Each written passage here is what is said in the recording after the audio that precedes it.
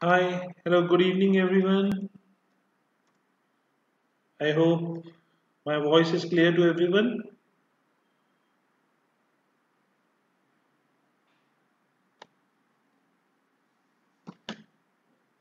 Okay, hi.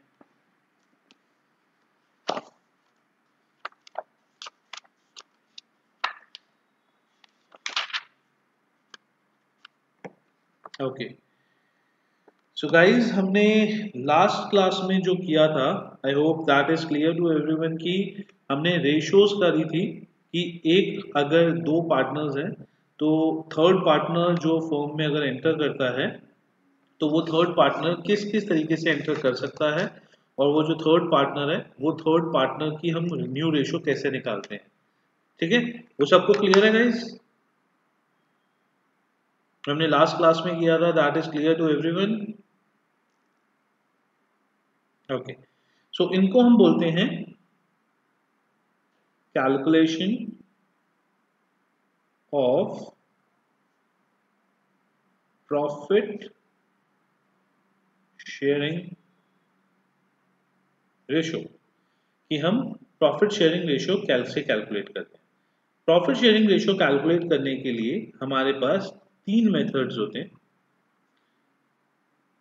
ठीक है, तीन मेथड्स नहीं है, ये बेसिकली तीन अलग अलग तरीके के क्वेश्चंस होंगे जिनके हम प्रॉफिट्स कैलकुलेट करते हैं।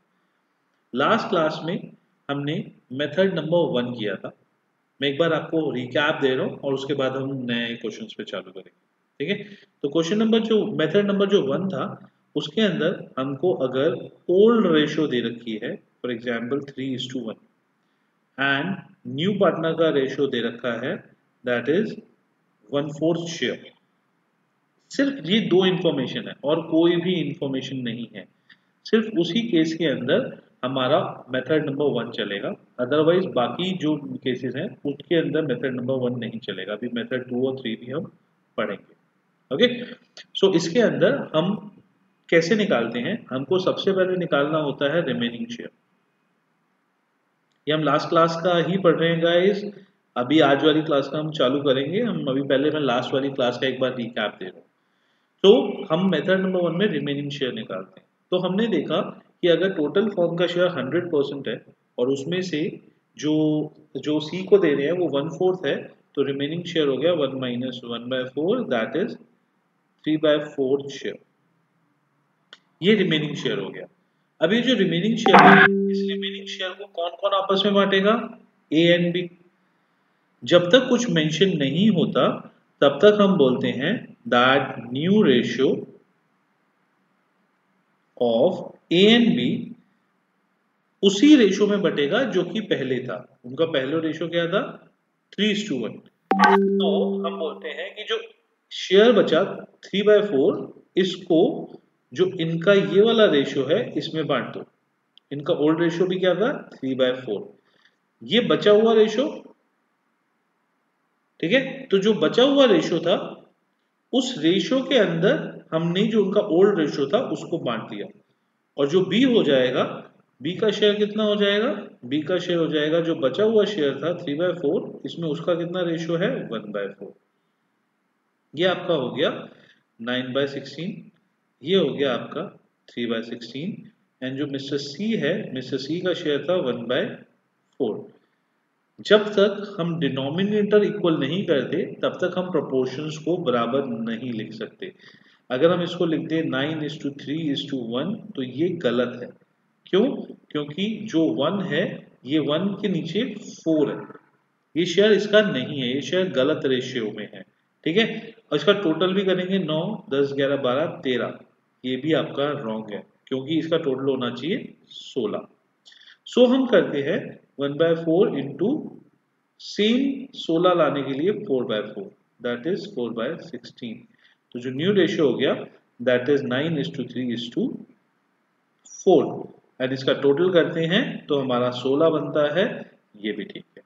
This is how by the first method हम profit sharing ratio, new profit sharing ratio calculate करते हैं। ठीक है, ये फर्स्ट मेथड तो हमारा लास्ट क्लास में भी हुआ था, सबको बिल्कुल क्लियर है? किसी को कोई डाउट नहीं है इस फर्स्ट मेथड के अंदर? ओके, अब हमारा आता है सेकंड मेथड। जो सेकंड मेथड होता है, इसी के अंदर अगर हम बोलते हैं method number second,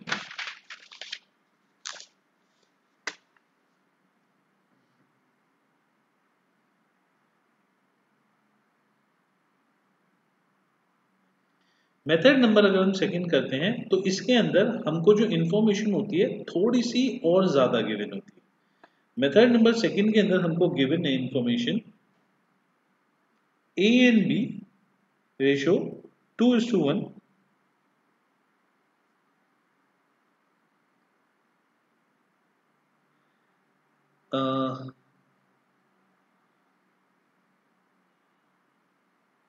A and B 2:1, C bought 1/4 share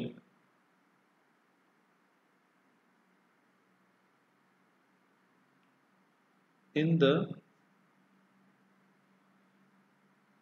ratio of 1:1. Okay, ये हमारा सेकंड मेथड है जिसमें ए एंड बी की रेशियो दी हुई है। ए एंड बी की क्या रेशियो है? 2:1। तो ओल्ड रेशियो इज 2:1। सी कितने शेयर के लिए आ रहा है? 1/4 शेयर के लिए। बट उसके बाद हमको एक और चीज गिवन है, ठीक है। मैं इसको थोड़ा अभी सिंप्लीफाइड करता हूँ, इसको मैं थर्ड मेथड में डालूंगा। सी 1/4 share of the firm, 1/4 share, इसको अभी मैं थोड़ा इजी करता हूँ। सी टुक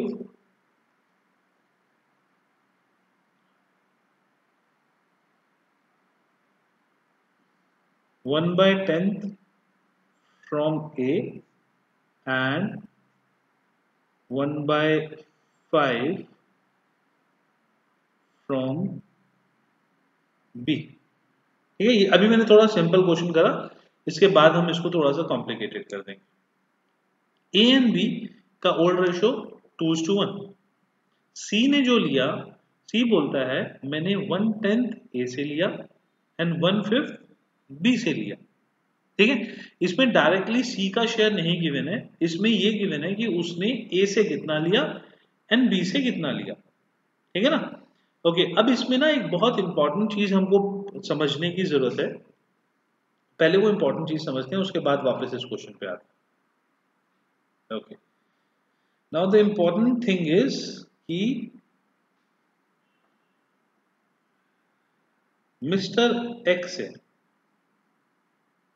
मिस्टर एक्स के पास 50 वॉचेस हैं।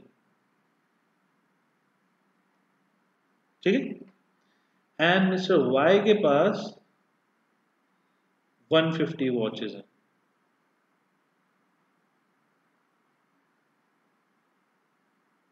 Got it?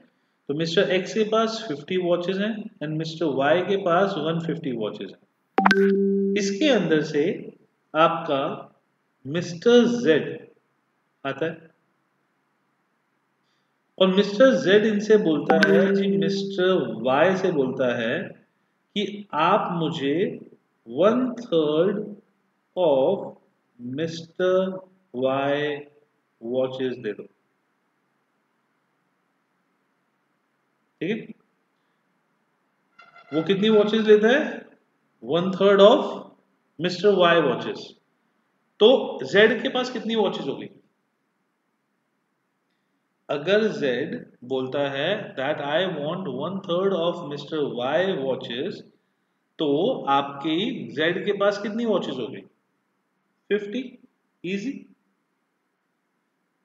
और Y के पास कितनी वॉचेस होगी? 100। और मिस्टर X के पास कितनी वॉचेस हैं? 50। तो can I call it as 50 is to 100 is to 50?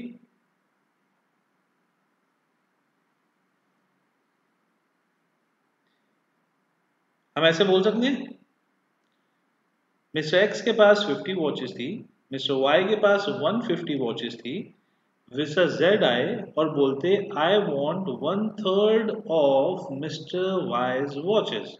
अब जो फाइनली सबके पास वॉचेस बची हैं दैट इज 50:100:50, ठीक है ना। अब मैं दो स्टेटमेंट लिख रहा हूं, मुझे बताना कि दोनों स्टेटमेंट का मतलब सेम है या अलग है। Z took 1/3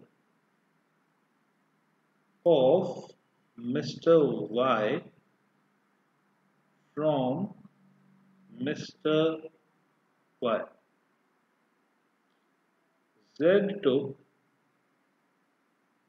1/4 watches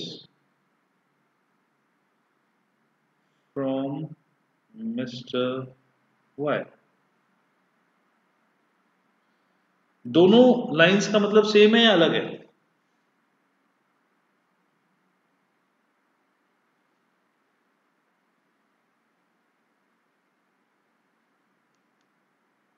दोनों लाइंस का मतलब अलग है।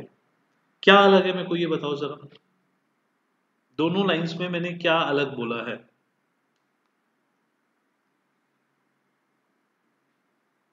1/4 ऑफ वॉट, ठीक है।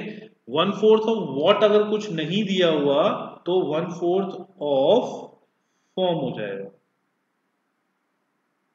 If it is not given then it is 1/4 of form.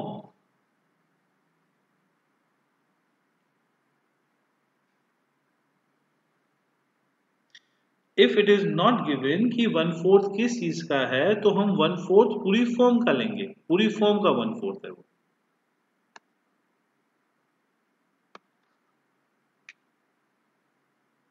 Same है अलग है?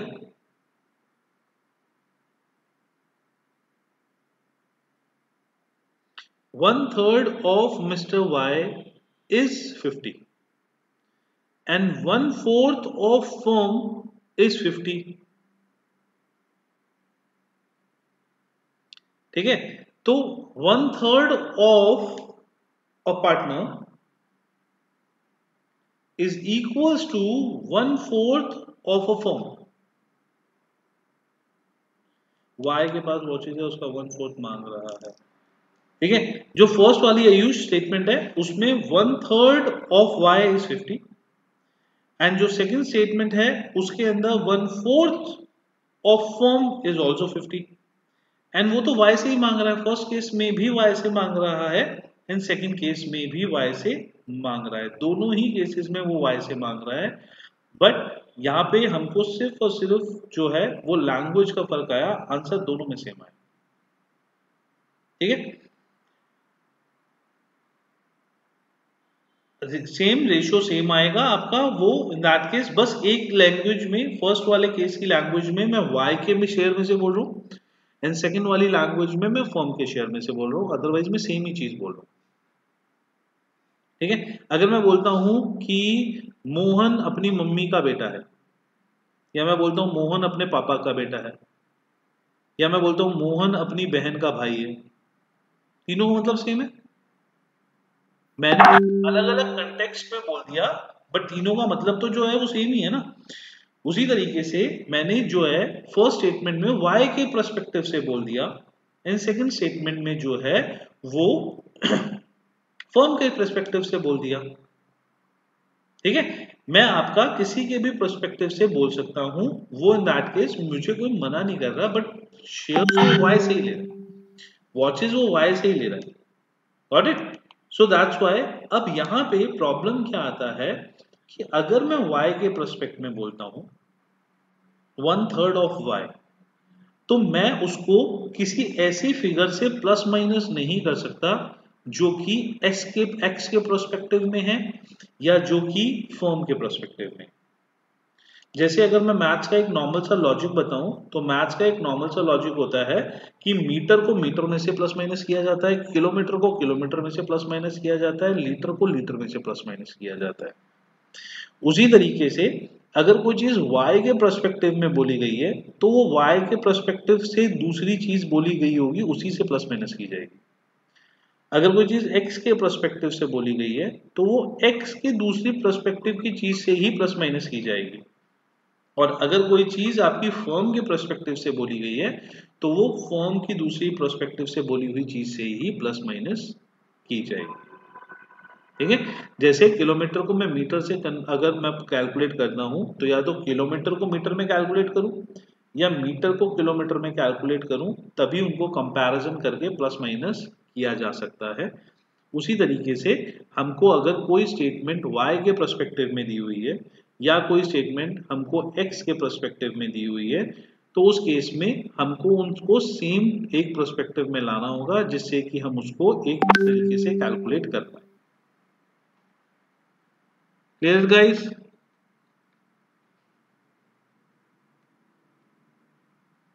सबको क्लियर है? किसी को डाउट है इसके अंदर?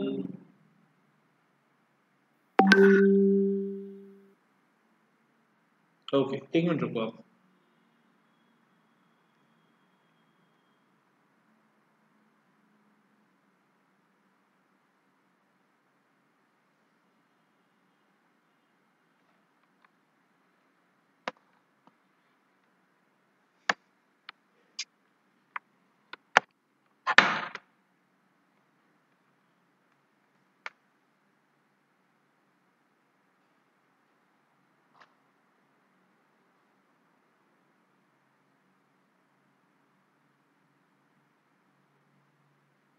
एक मिनट गाइस, मैं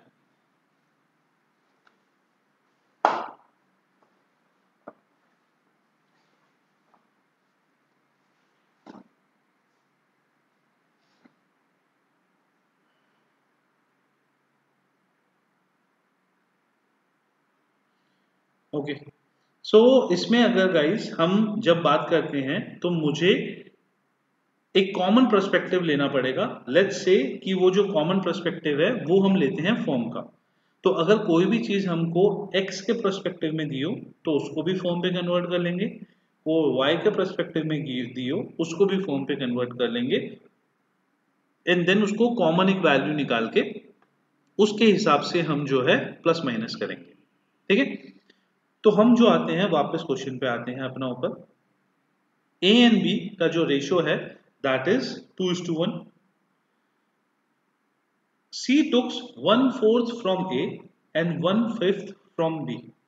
तो जो हमने बोला कि C ने 1/10 A से लिया एंड C ने 1/5 B से लिया, ये हमने X के पर्सपेक्टिव में बोला हुआ है, Y के पर्सपेक्टिव में बोला हुआ है या फॉर्म के पर्सपेक्टिव में बोला हुआ है? किसके पर्सपेक्टिव में बोला हुआ है?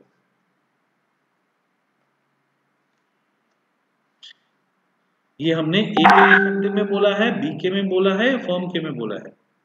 नहीं, हमने फॉर्म के पर्सपेक्टिव में बोला है। देखो, एक चीज होती है किस का और एक चीज होती है किस से।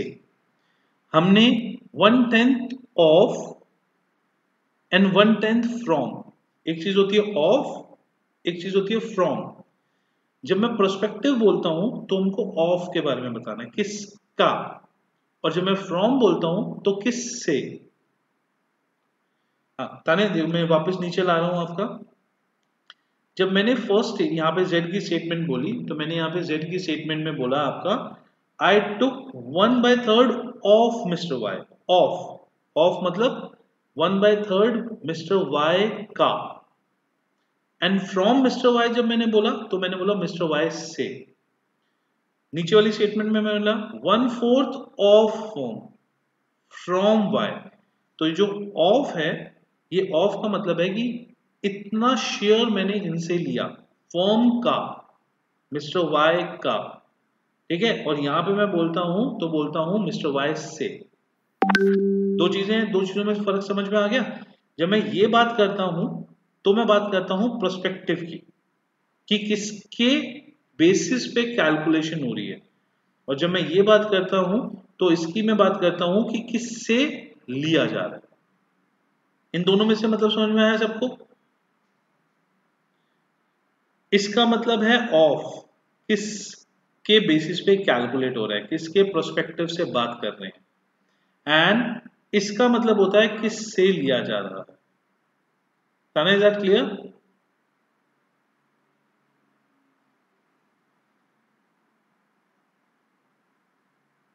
Tania, okay fine. तो अभी बाकी हम क्वेश्चंस करेंगे, आपको समझ में आ जाएगा। अब यहाँ पे देखो क्वेश्चन में हमने बोला 1/10 from A, 1/5 from B. Of तो दिया ही नहीं हुआ, जब ऑफ नहीं दिया होता तो बेसिकली हम उसको फॉर्म के पर्सपेक्टिव से ले लेते हैं। तो अगर मैं इसको और इजी लैंग्वेज में बोलूं, सी ने 1/10 ऑफ फॉर्म फ्रॉम ए लिया, सी ने 1/5 ऑफ फॉर्म फ्रॉम बी लिया। तो सी ने 1/10 शेयर फॉर्म के बराबर का ए से ले लिया, एंड सी ने 1/5 फॉर्म के बराबर का शेयर बी से ले लिया। ये क्लियर है guys? Is it clear? Okay. जो ए और बी का शेयर है दैट इज 2/3 इज टू 1/3। तो ये 2/3 ऑफ फॉर्म है या 2/3 ऑफ ए या बी है? इज इट 2/3 ऑफ फॉर्म या 2/3 ऑफ ए या बी? नहीं प्रेम, इट्स 2/3 ऑफ फॉर्म। 2/3 ए का शेयर है, बट 2/3 ऑफ फॉर्म। इसको 66% बोलेंगे ना। 2/3 क्या होता है? 66%। 66% ऑफ फॉर्म।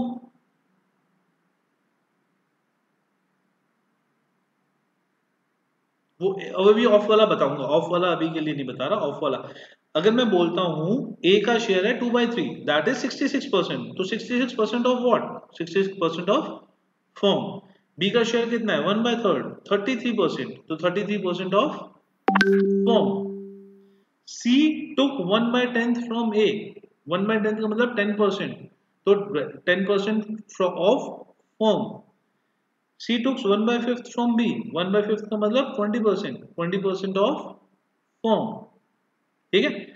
तो ये दोनों चीजें भी ऑफ फॉर्म है, एंड ये दोनों चीजें भी ऑफ फॉर्म है।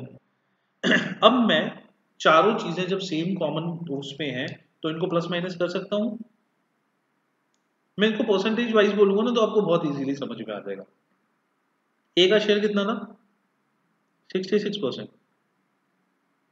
ए से कितना लिया जा रहा है? 10%। ए का शेयर कितना बच गया? 55%।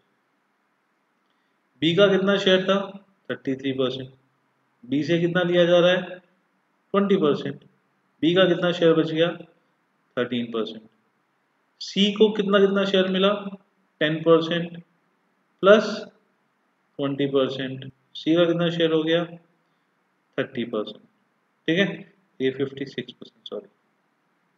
ठीक है, तो ये आपका इस तरीके से 100% हो गया। ठीक है, तो अगर आप देखोगे तो ये परसेंटेज वाइज मैंने बोला तो बहुत इजीली आपको समझ में आ गया ना। 2/3 ऑफ फॉर्म मतलब 66% of form. 1/10 of form that is 10% of form. 1/3 of form मतलब कि 33% ऑफ फॉर्म। 1/5 ऑफ फॉर्म मतलब 20% ऑफ फॉर्म। और 10% और 20% इसका प्लस माइनस ही कर रहा है हमको, वो तो सिंपल हमको परसेंटेज में दिया हुआ है।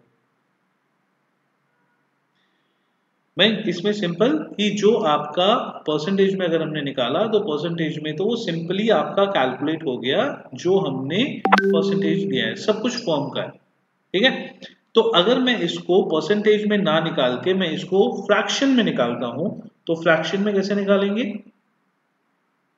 फ्रैक्शन में निकालेंगे 2/3 माइनस 1/10। ठीक है, बी का निकालेंगे 1/3 माइनस 1/5, एंड सी का शेयर हो जाएगा 1/10 प्लस 1/5। गाइस कुछ ऐसे ही हो जाएगा। अगर मैं परसेंटेज की जगह आपको फ्रैक्शन में बोलूं तो 66% माइनस 10% को मैं बोल सकता हूं 2/3 माइनस 1/10। 33 माइनस 20% को मैं बोल सकता हूं 1/3 माइनस 1/5। एंड 10% प्लस 20% को मैं बोल सकता हूं 1/10 प्लस 1/5। ये हमारा कंप्लीटली जो हो गया वो ये हमारा सेकंड मेथड हो गया। बट हम इसको माइनस और प्लस क्यों कर सकते हैं? बिकॉज ये सब कुछ फॉर्म के बेसिस पे दिया हुआ है। अगर ये फॉर्म के बेसिस पे नहीं दिया होता तो हम इसको एक साथ प्लस माइनस नहीं कर सकते थे। हमको इसको पहले एक कॉमन प्लेस पे, एक कॉमन प्लेटफॉर्म पे लाना पड़ता, उस टाइम के उसके बाद में हम इसको प्लस माइनस कर पाते हैं। ठीक है, तो इसका जो शेयर बन गया, उसका शेयर कितना बन गया, टोटल आ गया 30, 17/30। सेकेंड का आ गया आपका 4/30 एंड लास्ट आ गया आपका 9/30। 17:4:9। Clear guys? किसी को डाउट इसके अंदर? सब कुछ फॉर्म के पर्सपेक्टिव पे था, तो इस वजह से हमारा हुआ। प्रिशा, आपको लॉगिन करने की जरूरत नहीं है, आप गेस्ट लॉगिन से सिंपल आओगे तो आपको क्लास दिख जाएगी।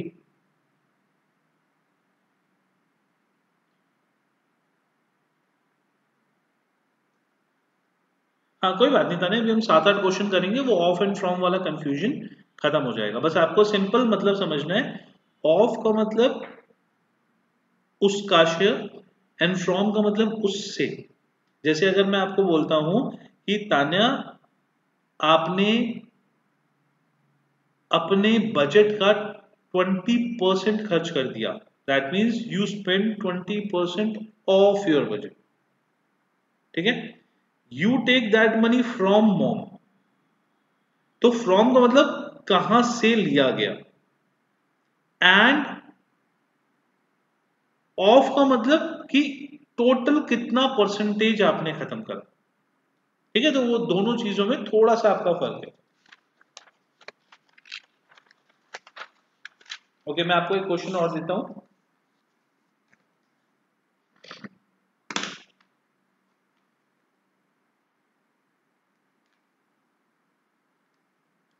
नहीं प्रेम, ये मेथड्स जो हैं ये कोई ऐसे बुक में दिए हुए मेथड्स नहीं है, ये हम 1 2 3 मेथड्स के हिसाब से ही पढ़ रहे हैं, बुकिश मेथड नहीं है।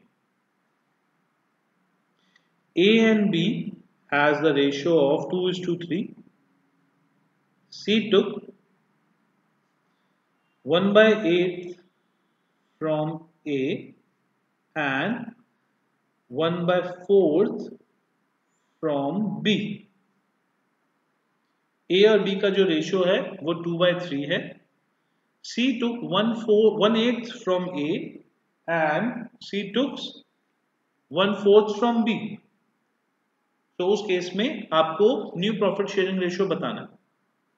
ठीक है, अब यहां पे जो ए और बी का शेयर है वो भी फर्म का दिया हुआ है, that means 2/5 is to 3/5, 2/5 of firm and 3/5 of firm।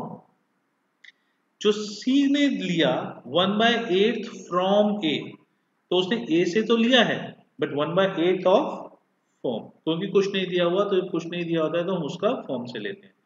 And 1/4 from B, B से लिया but 1/4 of form.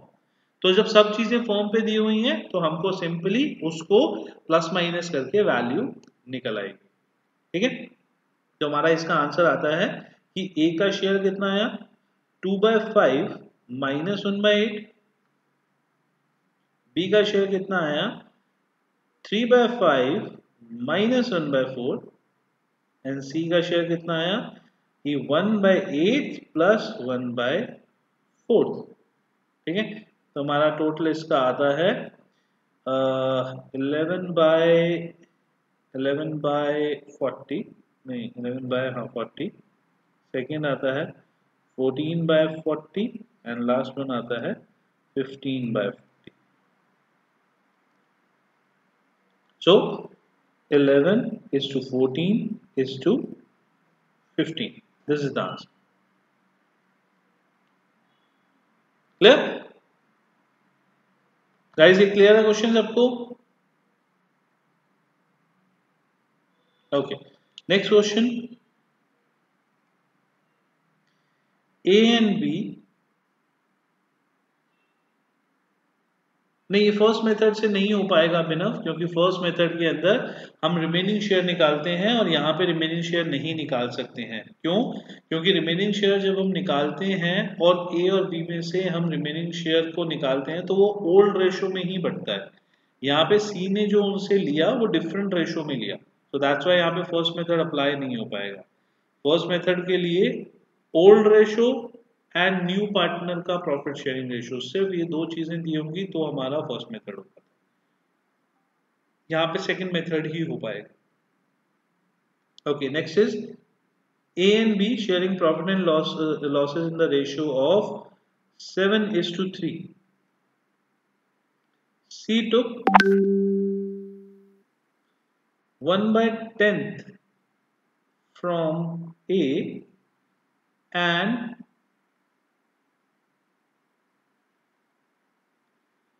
1/5 of B's share। यहां पे ये थर्ड मेथड आ गया। This is method number 3।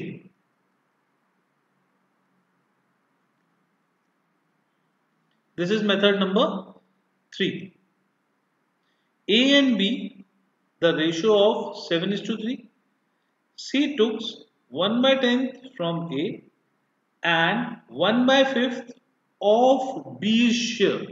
तो C ने 1/10 तो A से लिया, C ने समथिंग ऑफ B, C ने कुछ B से भी लिया, बट जो 1/5 है वो किसके बराबर, किसका 1/5? 1/5 ऑफ फर्म या 1/5 ऑफ बी?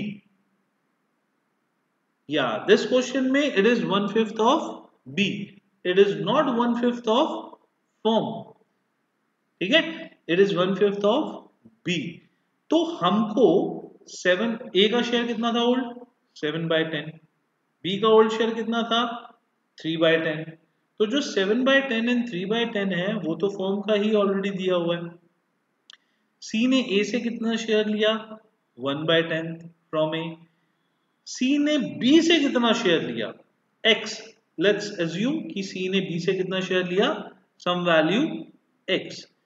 जो वैल्यू हमको गिवन है 1/5 ऑफ बी, तो जो ये आपका 1/5 ऑफ बी गिवन है, हमको इसको फर्म के पर्सपेक्टिव में पहले चेंज करना पड़ेगा। Got it guys?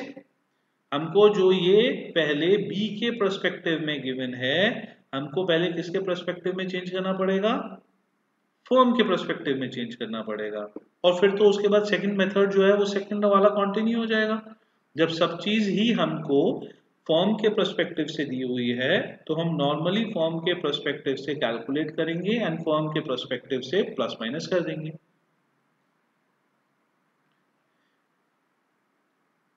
हाँ, बी के शेयर का 1/5 जब निकालेंगे तो वो फॉर्म के परसेंटेज आ जाएगा ना। तो अगर मैं जैसे बी, देखो पहले ये निकालते हैं, जो बी का शेयर है वो कितना है? बी का शेयर है 3/10 और सी उसका कितना शेयर ले रहा है? सी कहता है जी मैं उसका 1/5 शेयर लूंगा। तो अब जो सी का शेयर आया 3/50, 1/5 of B's share is equals to 3/50 of firm share, कि B का 1/5 फर्म के 3/50 के बराबर। मैंने जो उसने 1/5 ऑफ बी बोल रखा था उसको 3/50 ऑफ फर्म पे निकाल दिया। अब अगर हम क्वेश्चन देखें तो ये मेथड नंबर 2 ही बन गया। 3/10 of firm, 7/10 of firm, 1/10 of firm from A, 3/50 of firm from B. किसी को कुछ समझ में आया है थोड़ा बहुत? ना मेथड नंबर 2 एंड 3 में बस इतना सा डिफरेंस है कि मेथड नंबर 2 में सब कुछ फ्रॉम फॉर्म दे रखा है, ऑफ फॉर्म दे रखा है, एंड मेथड नंबर 3 में किसी एक स्पेसिफिक पार्टनर के बेसिस पे दे रखा होता है, हमको उसको पहले फॉर्म के बेसिस पे निकालना पड़ता है और फिर वो जो है मेथड के बेसिस वो सेकंड नंबर बन जाता है। ओके, समझ नहीं आया मैं फिर से आपको समझाता हूँ। प्रेम एक बार फिर से समझो, ठीक है। जिन जिन को नहीं समझ में आया गाइस एक बार फिर से समझो। मेथड नंबर जो 2 था उसमें हमारी 4 वैल्यूज हैं। इसमें ओल्ड पार्टनर का शेयर ए, ओल्ड पार्टनर का शेयर बी, ठीक है।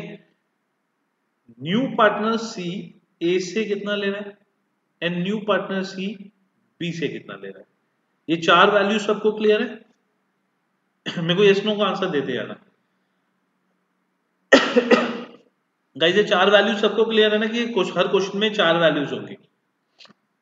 अब जो ए और बी है वो ए और बी का जो शेयर ओल्ड दिया हुआ है जो इस क्वेश्चन में है 7/10 एंड 3/10, वो तो हमेशा फॉर्म का ही दिया हुआ है, वो तो हमेशा फॉर्म के बेसिस पे ही निकालना है। ये भी क्लियर है? जो आपको 7/10 या 3/10 दिया हुआ है वो हमेशा फॉर्म के बेसिस पे ही निकालना है। Is that clear to everyone? Okay. अब जो आपको सी का शेयर दिया हुआ है वो सी का दिया हुआ है जी, उसने कुछ शेयर ए से लिया और कुछ शेयर बी से लिया, ठीक है। अब हमको सिर्फ और सिर्फ ये देखना है कि जो उसने ए से लिया जो कि इस क्वेश्चन में दिया हुआ है 1/10, वो 1/10 ऑफ ए है या 1/10 ऑफ फॉर्म है। क्यों? क्योंकि हम जो अगले स्टेप में माइनस करेंगे वो फॉर्म से फॉर्म का शेयर ही माइनस कर सकते हैं, form to partner proportion minus नहीं कर सकते। ये चीज क्लियर हुई जो मैंने अभी बोली कि हम किलोमीटर से किलोमीटर ही माइनस कर सकते हैं, हम मीटर से मीटर ही माइनस कर सकते हैं, हम मीटर से लीटर माइनस नहीं कर सकते। तो इन दैट केस हमको जो C ने A से लिया 1/10 वो हमको फॉर्म के बेसिस पे ही देखना है। अब जो मेथड नंबर 2 था वो मेथड नंबर 2 के अंदर आपका A और B दोनों ही केसेस में फॉर्म का दिया हुआ था, बट जो मेथड नंबर 3 है उसमें हमने देखा 1/10 from A, that means 1/10 of form from A. But जो बी का दिया हुआ है वो दिया हुआ है 1/5 ऑफ बी फ्रॉम बी। तो इन दैट केस वो बी से तो लिया बट 1/5 ऑफ बी, बी के प्रोपोर्शन का लिया। सो मुझे सबको इक्वल बेस पे लाने के लिए ये जो ऑफ बी दिया हुआ है ये ऑफ बी की जगह मुझे इसको ऑफ फॉर्म पे कैलकुलेट करना पड़ेगा। फ्रॉम तो बी से ही लेना है, फ्रॉम अगर इन केस नहीं गिवन तो ऑफ बी का ले रहा हूं तो फ्रॉम भी बी से ही लूंगा मैं ऑटोमेटिकली। फ्रॉम फॉर्म से तो ले ही नहीं सकता। भाई देखो ना, जो सी शेयर ले रहा है किससे लेगा, या तो ए से लेगा या बी से लेगा।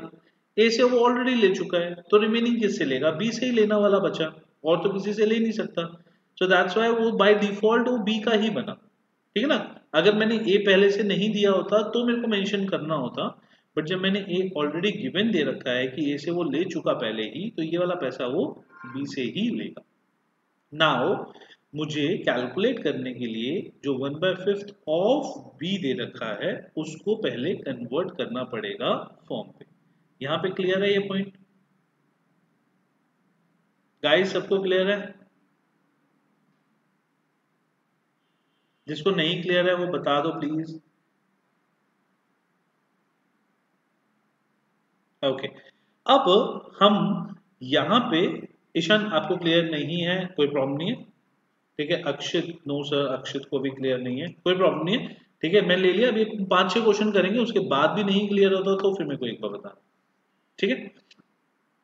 ओके, तो इसमें हमने क्या करा, जहां पे भी या बी का प्रोपोर्शन दे रखा है या ए का प्रोपोर्शन दे रखा है तो हमको उसको फॉर्म के प्रोपोर्शन पे, हाँ ईशान आज स्क्रीन थोड़ी ब्लर आ रही है, स्क्रीन क्लियर नहीं हो पा रही है आज, ठीक है। तो बट ये है कि मैं साथ के साथ बोल रहा हूँ तो वो आई थिंक होप क्लियर होगा, ठीक है, बट क्लियर नहीं हो पा रही आज की।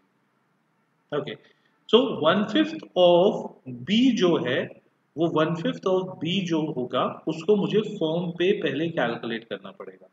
ठीक है, तो हमने कहा जी बी का शेयर कितना है, बी का शेयर हमने देखा जी 3/10।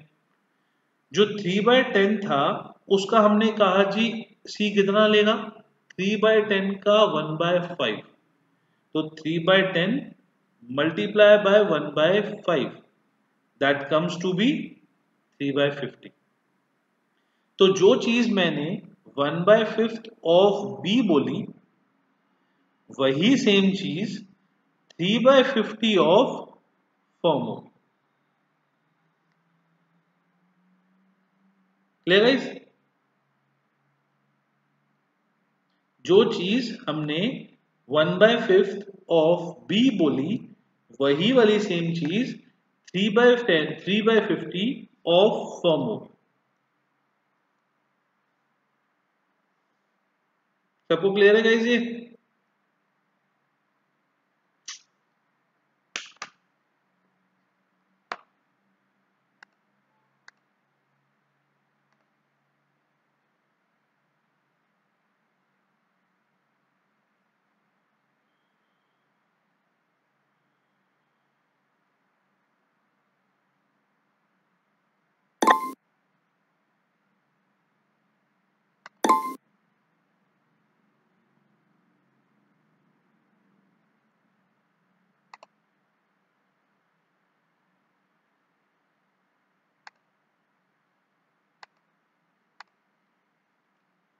हेलो गाइस, मेरा कनेक्शन लॉस्ट हो गया था।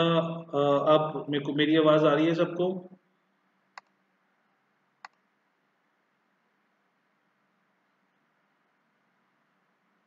ओके फाइन, जस्ट 2 मिनट्स रुकना।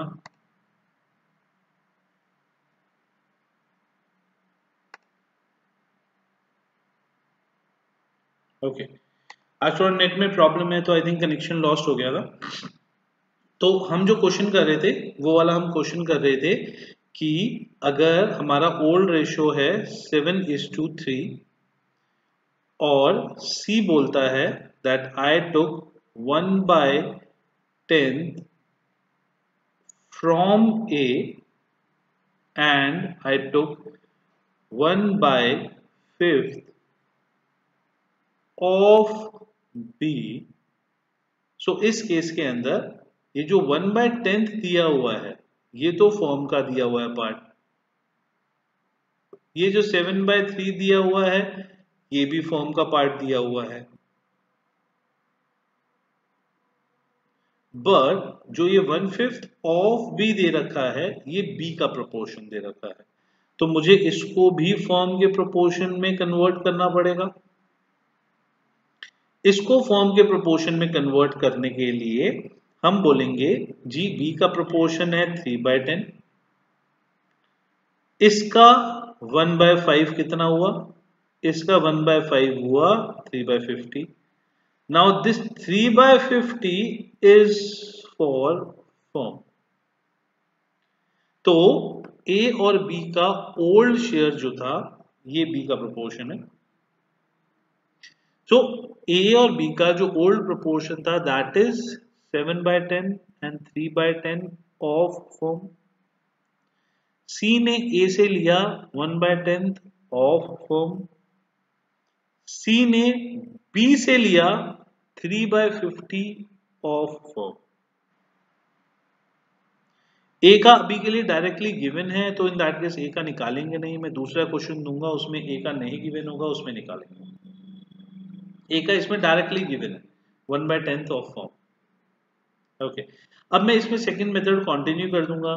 मैं कहूंगा जी ए का न्यू शेयर कितना है, हम कहेंगे जी उनका पहले था 7/10, उसने माइनस कर दिया 1/10, उनका रिमेनिंग रह गया 6/10।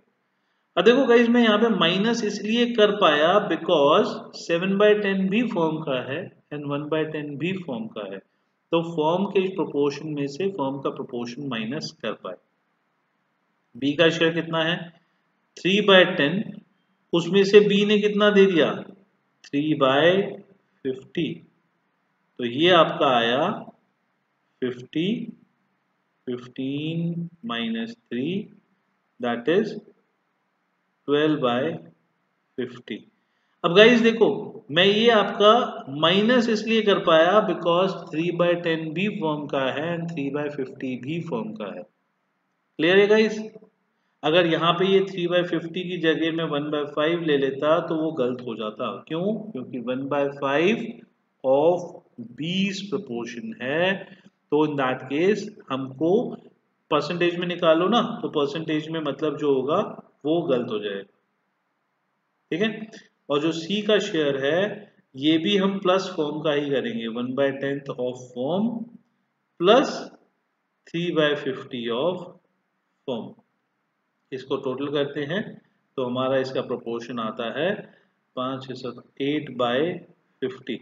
अब देखो तीनों में 50-50 आ गया, नहीं इसमें 10 है आपका, तो तीनों का प्रोपोर्शन बराबर करने के लिए हमको 50 चाहिए, तो हमने यहाँ पे 5/5 कर दिया, दैट इज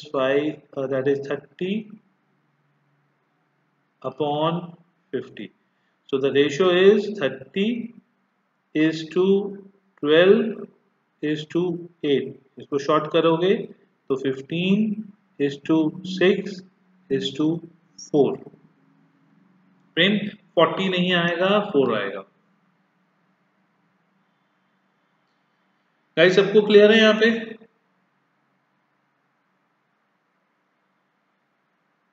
सबको clear exactly?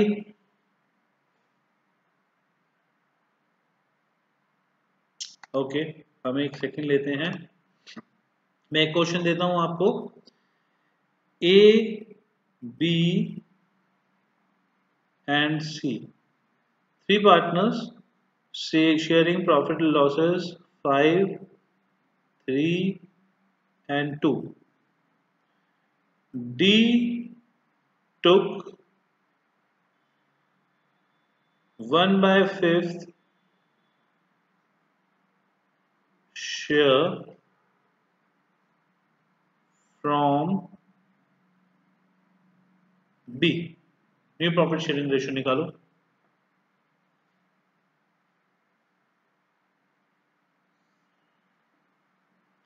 D took 1/5 share from B। Question खत्म।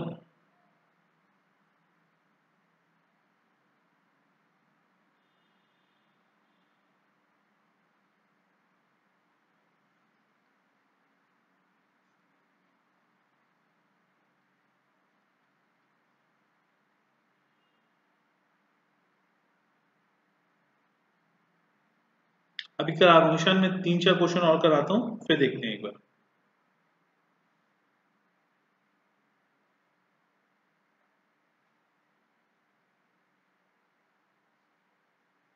ओके सो गाइस, इसमें हमने क्या करा, इसमें D took 1/5 शेयर, तो 1/5 ऑफ फॉर्म, तो ये मेथड नंबर 2 है। जब कुछ गिवन नहीं है तो ऑफ फॉर्म, तो हमने क्या करा, सिंपली जो B है 3/10 माइनस 1/5, बाकी जो रिमेनिंग है वो कांस्टेंट है, उनका बस हमने डिनोमिनेटर जो है वो सेम करा एंड हमारा आंसर आ गया। तने आपका आंसर गलत है। जो आएगा पहली बात तो हमारा 4 पार्टनर्स का आएगा, 3 पार्टनर्स का नहीं आएगा, क्योंकि आपके अब 4 पार्टनर्स हो गए हैं। अक्षर आपका भी गलत है।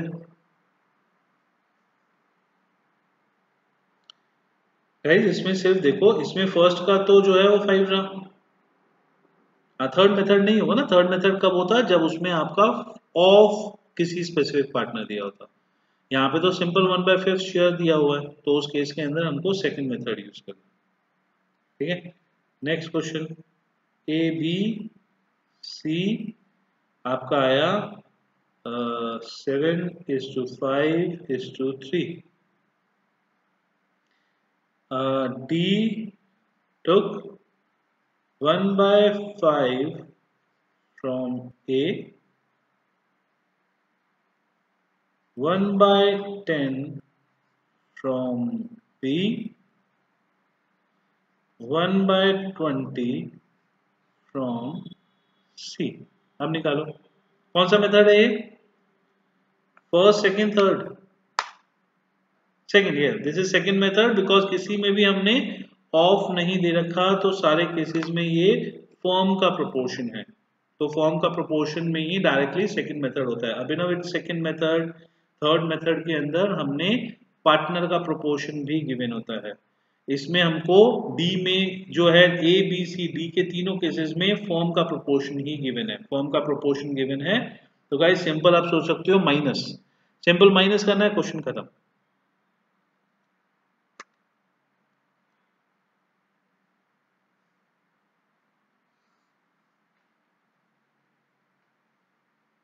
सिंपल माइनस करना है, क्वेश्चन खत्म।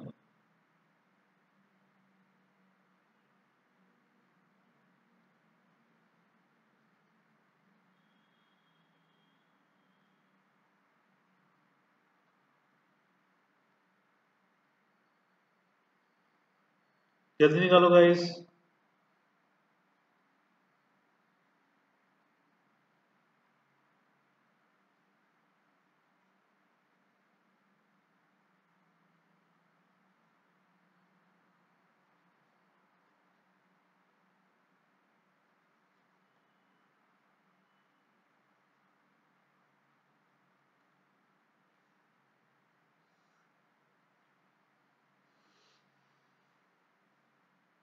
क्या 16:14:9:21 या 24?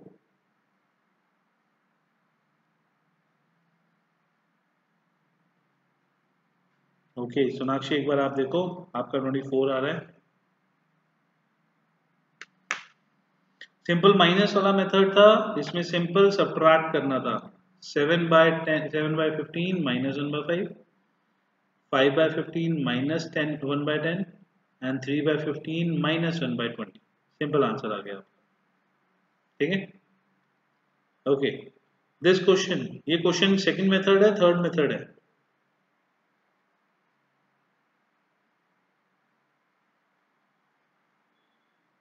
यस इट्स थर्ड मेथड, क्योंकि इसके अंदर ऑफ दिया हुआ है। जहां पे भी ऑफ इज शेयर दिया होता है वो आपका थर्ड मेथड हो जाता है। यहां पे पहले मल्टीप्लाई होगा एंड देन सब्ट्रैक्ट होगा, पहले मल्टीप्लाई होगा एंड देन सब्ट्रैक्ट होगा। कैसे?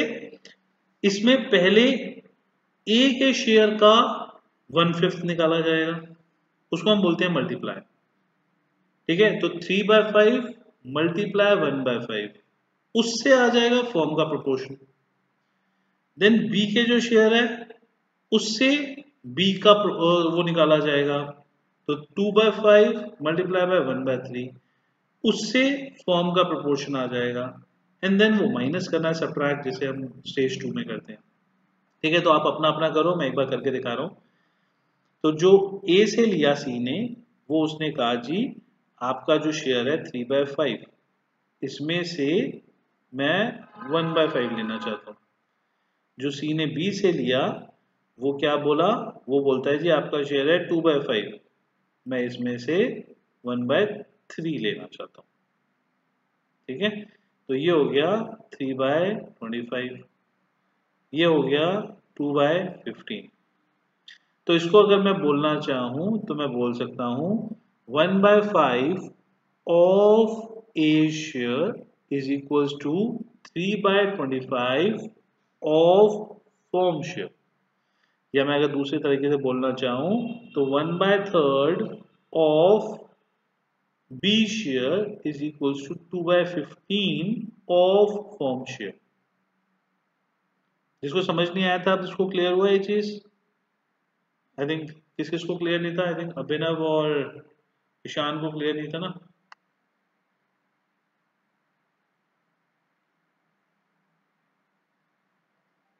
ईशान एंड अभिनव, अब क्लियर है कि हमको यहाँ पे क्यों फॉर्म का शेयर निकालना पड़ा? रीजन भी कि फॉर्म में से, अच्छा कोई बात नहीं ईशान, ठीक है। और क्वेश्चंस देखते हैं, ठीक है। अब ये जो है इसके बाद हमने वही सेकंड मेथड कंटिन्यू करा कि आपका शेयर कितना था ए का 3/5, उसमें से हमने फर्म का शेयर उसका कितना माइनस करा, उसने कितना दिया 3/25। बी का कितना शेयर था 2/5 माइनस बी ने कितना शेयर दिया 2/15, ठीक है। हमने इसका निकाला 25 और इसका प्रोपोर्शन कितना आया 15 माइनस 3 दैट इज 12/25। बी का कितना आया 15 और 6 माइनस 2 इक्वल्स टू 3/15 और सी का कितना शेयर आया 3/25 प्लस 2/15। इसको हम बोलते हैं मल्टीप्लाई माइनस। इस मेथड को बोलते हैं मल्टीप्लाई माइनस। हम मल्टीप्लाई करके ये जो वैल्यू निकाली फर्म के प्रोपोर्शन पे, ये फर्म के प्रोपोर्शन पे जो वैल्यूज आई, ये हमारा एग्जैक्टली सेकंड क्वेश्चन बन गया अब। और जैसे सेकंड क्वेश्चन में माइनस करते हैं, सब्ट्रैक्ट करते हैं, सेम उसी तरीके से हमने यहाँ पे सब्ट्रैक्ट कर दिया और सेम हम सेकंड मेथड की तरीके से न्यू प्रॉफिट शेयरिंग रेशियो निकाल देंगे। क्लियर? ईशन अभी और भी कराने हैं, देखो उसमें अगर समझ में आता है तो।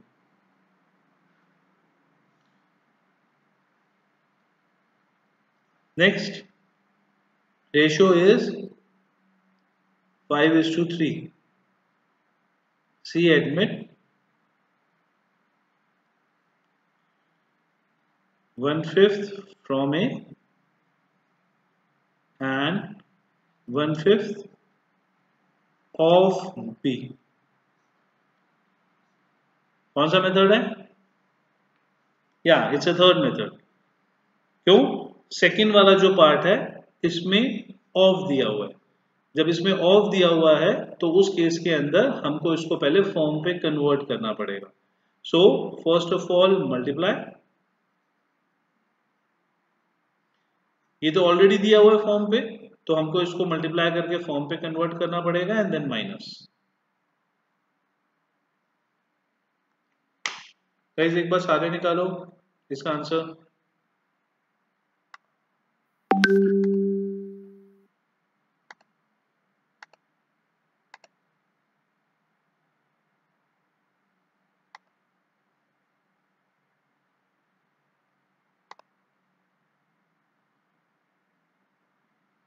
एक बार जल्दी निकालो इसका आंसर।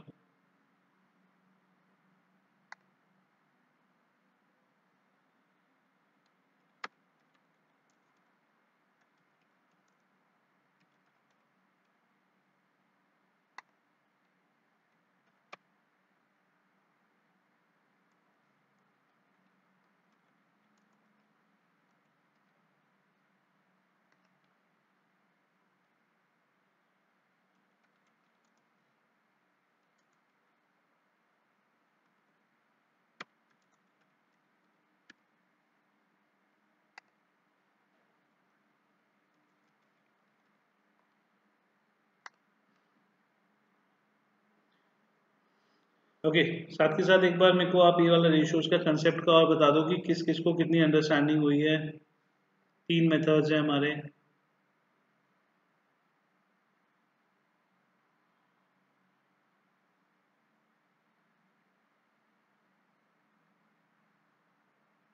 हमारे 20 स्टूडेंट्स हैं, मेरे को 20 फीडबैक चाहिए कि सिर्फ एक मेथड क्लियर हुआ है, सेकंड एक भी मेथड क्लियर नहीं हुआ, आपका नॉट क्लियर, एंड सारे मेथड्स क्लियर हैं तो इन दैट केस फर्स्ट।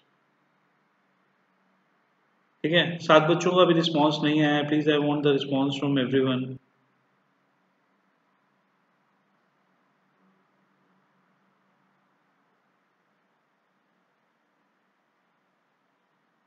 अभी भी 5 बच्चों का रिस्पांस नहीं आया है।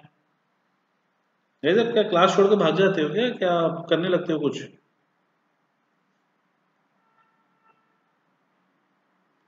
अगर 2 क्लियर हो तो भी आप ओनली फर्स्ट मेथड में डाल दो।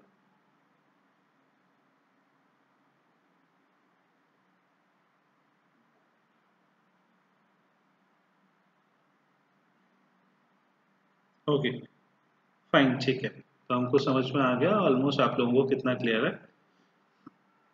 ठीक है, तो गाइस एक बार ऐसा करते हैं, ठीक है, ये तो हमारा क्लियर है। एक बार हम बुक से चालू करते हैं। ठीक है, तो बुक में देखते हैं।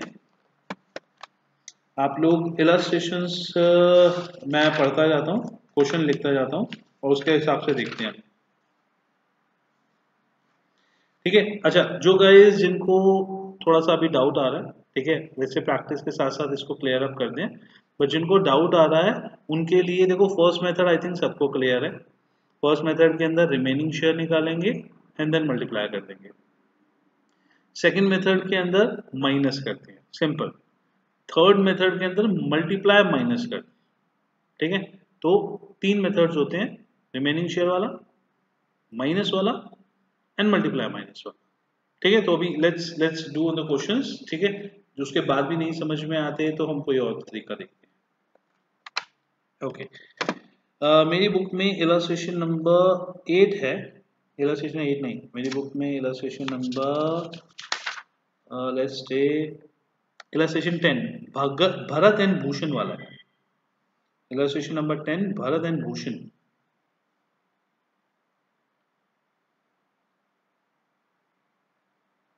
नहीं नहीं, ये तो एक बहुत छोटा सा कंसेप्ट है, ठीक है प्रेम, अभी तो बहुत कुछ है इसमें, इसमें एक बहुत छोटा सा कंसेप्ट है, इसके बाद तो अभी बहुत सारे कंसेप्ट हैं। ये तो एक तरीके से, हाँ कोई बात नहीं, मैं पूरा क्वेश्चन पढ़ भी रहा हूँ, ठीक है। जिनके पास बुक है उनके लिए भरत भूषण है, ठीक है।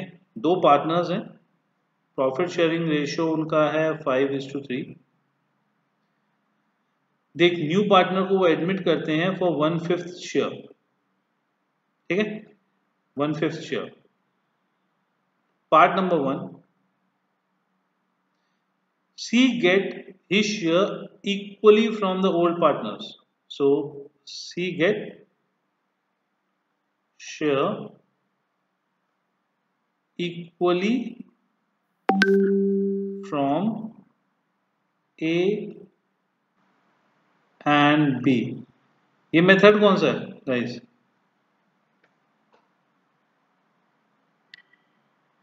A and B ratio 5:3, C का शेयर 1/5 है, C get share equally from A and B. Which method? Okay, रुक जाओ आयुष, रुक जाओ, मैं मेथड पूछ रहा हूँ अभी। Okay, second, C get the share, C gets share in ratio of 5:3। C जो है उसको 5:3 की रेशियो में मिला, कौन सा method? Second, third, first?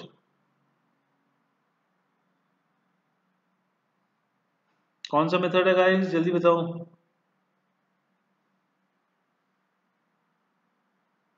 Okay, third part, C get from A only। ये तो इजी है, C get from A only, C get from A only, तो ये तो सेकंड वाला मेथड है ना, सिंपल। कि आपका C ने A से जो लिया तो C का शेयर है 1/5, तो वो A से माइनस कर दो, तो जो C का शेयर है वो ही A आपको दे रहा है, वो C का शेयर फॉर्म के बराबर है। ये वाला तो इजी वाला था।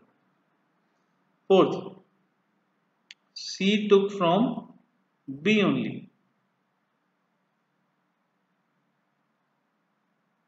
ये भी सेकंड मेथड है, ठीक है। And then the fifth part, C gets 5/40 from A and 3/40 from B। अच्छा, फर्स्ट तो हो ही नहीं सकता ना, फर्स्ट में तो हमको सिंपल रिमेनिंग शेयर निकालना होता है, तो जहां पे आपको उसके अलावा कोई वैल्यू दी होती है वहां पे तो फर्स्ट मेथड हो ही नहीं सकता। It is also second method, ठीक है। गाइस, जो ये वाले दोनों है ना, ये वाले दोनों आपका है मेथड नंबर 3। मेथड नंबर 3 क्यों है ये आपके? ये इसलिए हैं क्योंकि मैंने आपको बोला था कि मेथड नंबर जो 1 है वो तो रिमेनिंग शेयर होता है। अब जहाँ पे भी उसके अलावा कोई इंफॉर्मेशन दी हुई है तो वो मेथड नंबर 1 तो हो नहीं सकता, ठीक है। मेथड नंबर 2 जो होता है उसमें डायरेक्टली फॉर्म का प्रोपोर्शन दिया होता है। अब जो यहाँ दिया हुआ है सी गेट इक्वली, इक्वली मतलब 1:1, तो दिस इज 1:1 ऑफ सी या 1:1 ऑफ फॉर्म। मैं 1:1 ऑफ फॉर्म बोलूंगा तो 50-50%, तो मतलब सी 50% ए से ले लिया, 50% बी से ले लिया, तो वो तो 100% सी के पास आ गया। तो is it 1:1 of C's share या 1:1 ऑफ फॉर्म शेयर? क्या बोल सकते हैं?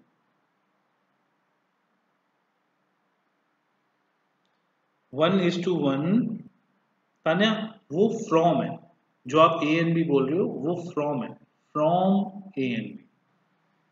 1:1 मतलब बराबर। ओके, मैं आपको एक अलग स्टेटमेंट पे, ठीक है, मैं आपको एक दूसरे स्टेटमेंट पे बताता हूँ। ये थोड़ा सा वही कॉम्प्लेक्स है, थोड़ा सा हम अगली क्लास में भी यही करेंगे, तो थोड़ा सा टाइम लगेगा इसमें करने में, ठीक है। तो तब तक करेंगे जब तक समझ नहीं आएगा, तो कोई प्रॉब्लम नहीं है। मैं 3 स्टेटमेंट बोलता हूँ वापस। A and B ratio 3:2, C took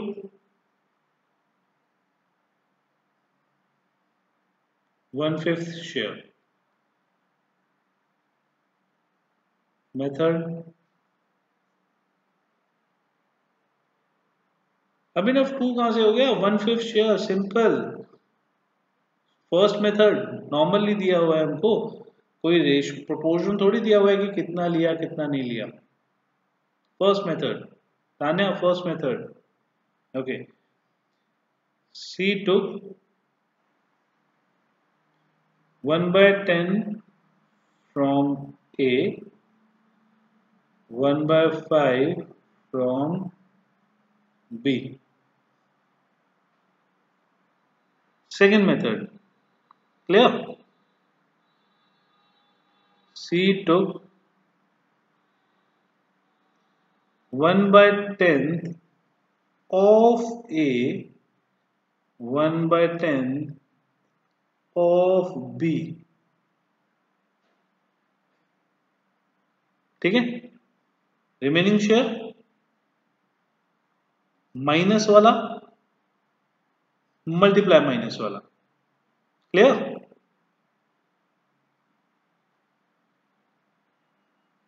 C took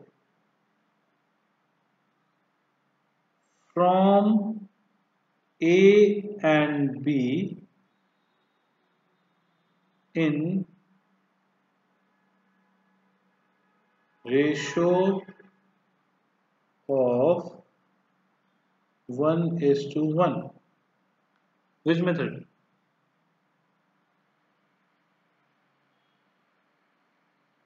okay, method तो थर्ड ही है। क्यों?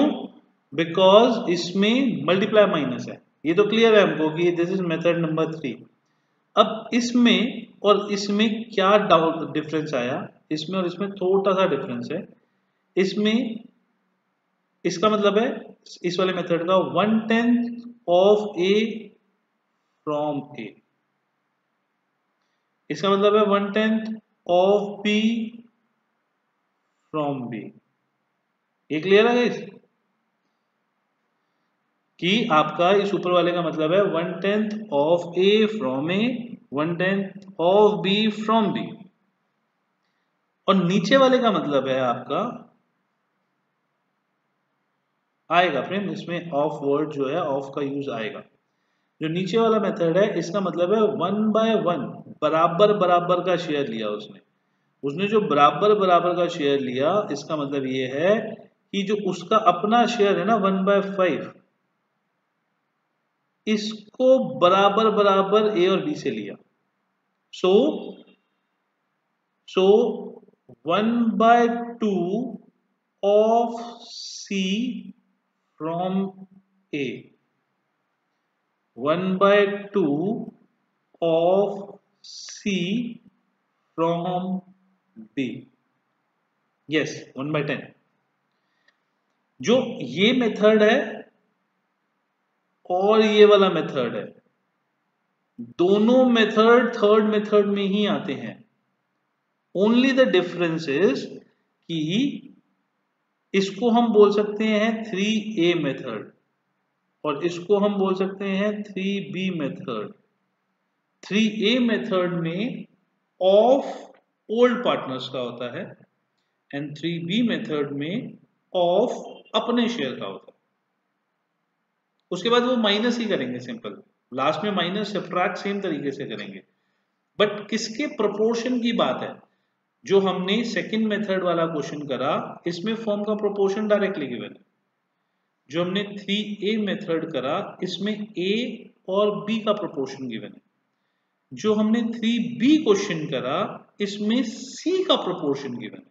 हमको हर किसी में फॉर्म का प्रोपोर्शन पे कैलकुलेट करना है, बट जहां पे A और B का प्रोपोर्शन है वहां पे A और B से मल्टीप्लाई करा, जहां पे C का प्रोपोर्शन है वहां पे C से मल्टीप्लाई करा, और लास्ट में फ्रॉम के लिए तो हम A और B से ही माइनस करेंगे। 1/5 C का शेयर है ना ये रहा, तो 1/5 का 1/2, तो 1/10 फ्रॉम A, 1/10 फ्रॉम B। तो हम बोल सकते हैं कि 1:1 of 1/5 is 1/10 from A and 1/10 from B। हाँ, लास्ट में जो C का शेयर है वो अगर मैं देखता हूं तो 1/10 प्लस 1/10 इज इक्वल टू 1/5।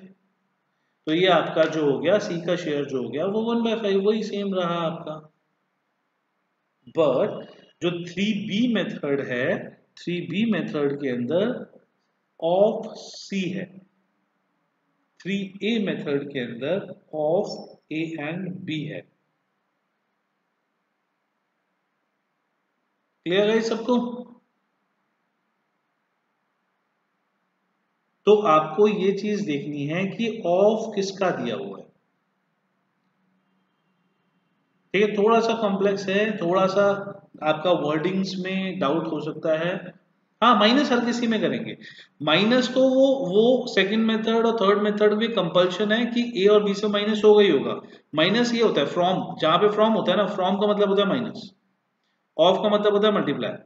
तो हमको ऑफ में फॉर्म का शेयर निकालना है, देन फ्रॉम में माइनस करना है, तो माइनस तो बाय डिफॉल्ट होगा ही होगा। यस, 3/5 माइनस 1/10, 2/5 माइनस 1/10, वो माइनस तो कंपल्शन है, वो तो होगा ही होगा।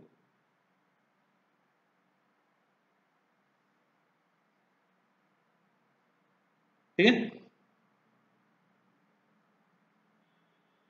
ओके। तो मैं आपको एक छोटा सा एक और डायग्राम के वे से समझाता हूं। ठीक है, ये ए और बी का शेयर दिया हुआ है। ठीक है, सेकंड मेथड में हमने डायरेक्टली, मेथड नंबर 2 में डायरेक्टली फॉर्म का प्रोपोर्शन दिया होता है, तो हम इसके बाद में डायरेक्टली सब्ट्रैक्ट कर देते हैं। ठीक है, मेथड नंबर, ये है सेकंड मेथड।